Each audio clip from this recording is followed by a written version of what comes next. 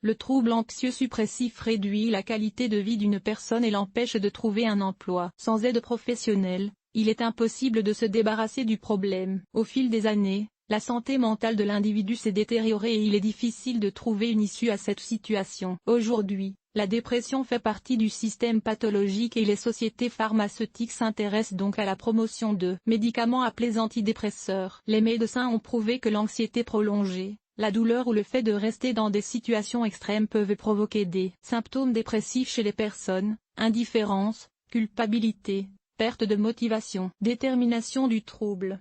Les psychiatres parlent de troubles dépressifs surprenants lorsque les personnes ressentent à la fois des symptômes d'anxiété et de dépression. Lorsqu'ils sont considérés séparément, ils ne sont pas aussi évidents à déterminer. Souvent, ces maladies passent inaperçues pendant longtemps, ce qui augmente le risque de suicide. Les troubles qui infectent l'anxiété compliquent le traitement des maladies qui les accompagnent. En raison de l'état catatonique, les individus sont incapables d'analyser correctement leur situation actuelle. Les crises de panique contribuent à la libération d'hormones de stress dans le sang, ce qui aggrave encore le problème. Selon la classification internationale, les troubles anxieux et dépressifs comprennent les types de maladies suivants: panique, alarme générale, dépression et réaction à des situations stressantes. Les signes de troubles dépressifs peuvent apparaître à tout âge et les patients sont observés par des psychiatres. Des millions de personnes dans le monde sont connues pour être exposées chaque année. Cause: les signes de troubles anxieux et suppressifs apparaissent dans des environnements défavorables. Un stress fréquent, des modes de vie inappropriés et de mauvaises habitudes peuvent entraîner le développement du problème. Les médecins distinguent des facteurs de risque qui augmentent l'incidence des troubles mentaux: surmenage physique, blessures psychologiques, l'abus d'alcool, la prise de substances psychotropes ou narcotiques. Des troubles dépressifs alarmants, associés à une perte de travail, à une séparation d'avec les proches ou au décès d'un parent, peuvent survenir. Les femmes souffrent souvent davantage de névrosisme que les hommes. Souvent, cette affection se manifeste chez les personnes âgées et les personnes souffrant de maladies somatiques. Avant de traiter avec anxiété un trouble dépressif, les médecins s'informent de l'état de santé du parent du patient. Une prédisposition génétique signifie qu'une personne dont les parents souffrent d'un trouble mental est à risque. Les perturbations du contexte hormonal augmentent le risque de troubles. Symptômes: si vous avez un rendez-vous avec un médecin, il y a des signes. Les psychiatres affirment que les troubles qui suppriment l'anxiété sont des symptômes prononcés: détérioration de la mémoire et troubles du sommeil, faiblesse, irritabilité excessive, anxiété non justifiée, indifférence.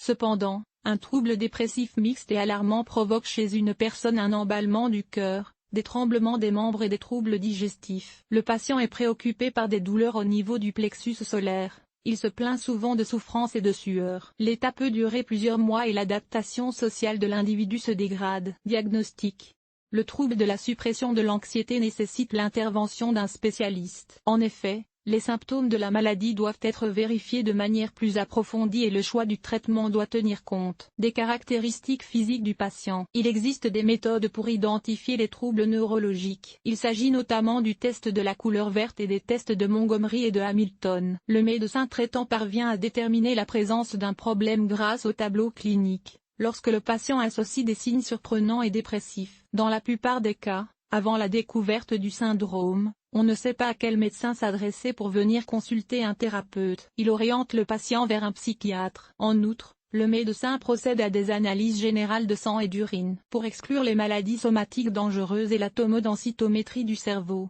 un électrocardiogramme est effectué et une échographie des organes internes du patient est prescrite. Procédure: délivrer une personne des troubles anxieux et dépressifs est un processus de longue haleine. Les maladies légères peuvent être soignées par la psychothérapie, tandis que les maladies plus graves sont traitées par des médicaments. La première étape consiste en un entretien confidentiel avec le patient. Au cours de cet entretien, le médecin apprend au patient à se détendre. En raison de la nécessité de traiter le trouble de suppression de l'anxiété, les professionnels passent beaucoup de temps à essayer de faire sortir les patients de leur crise de panique. Cela se traduit par une augmentation de l'estime de soi, la disparition des complexes et une amélioration du sommeil et de l'appétit. Le trouble de suppression de l'anxiété implique également un traitement médicamenteux lorsque les médecins prescrivent des médicaments aux patients. Les médicaments sous forme d'antidépresseurs et de tranquillisants ont un effet bénéfique sur le système nerveux et l'améliorent suffisamment. Les effets se font sentir après plusieurs jours de traitement. Autres options thérapeutiques. Les méthodes de relaxation et de traitement du système nerveux comprennent la sauthérapie,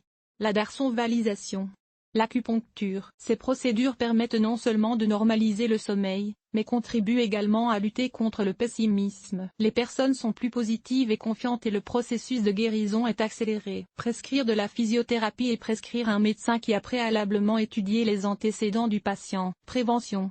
En temps normal, les émotions d'une personne changent et toutes sortes de pensées l'assaillent. Parmi les manifestations habituelles d'émotions négatives, la dépression se distingue par sa durée. Les troubles mentaux peuvent empêcher les individus de se réaliser dans la société. Les moyens de prévenir les troubles anxieux suppressifs ne se limitent pas au rejet des mauvaises habitudes et à un mode de vie actif. L'automne et l'hiver sont connus pour être les périodes les plus surprenantes pour la plupart des gens. La lumière donne de l'énergie. Il est donc très important de s'entourer d'objets lumineux et d'éclairer le logement. Dans un tel environnement, peu de gens ont envie d'être tristes. La prévention des états anxieux passe également par la consommation de nombreux fruits et légumes. En hiver, n'oubliez pas l'orange solaire, tandis que les complexes vitaminiques se consomment de préférence au début du printemps. L'activité motrice fournit une charge d'énergie supplémentaire, de sorte que même les courses de courte durée sont bénéfiques. Les psychologues recommandent vivement d'exclure du cercle de communication les personnes qui apportent des émotions négatives. En revanche, faites des rencontres agréables et entourez-vous de personnalités fortes et intéressantes. Communiquer avec elles peut vous aider à éviter un diagnostic de dépression. Conclusion.